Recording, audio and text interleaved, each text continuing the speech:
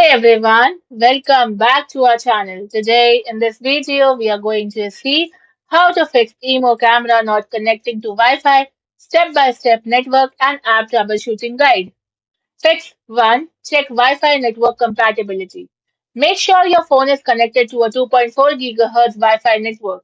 And if your router uses both 2.4 and 5 GHz, connect the camera to the 2.4 GHz band and verify that the Wi-Fi password is entered correctly in the Imo app. Fix 2. Restart the camera and router. Unplug the camera from power, then restart your Wi-Fi router and wait until it fully reconnects. Then plug the camera back in and retry the setup process. Fix 3. Factory reset the camera. Keep the camera powered on and find the reset button. Now press and hold it for 10 to 15 seconds, then wait for the camera to restart. Then set up the camera again in the Emo Life app. Fix 4. Re-add the camera in the app.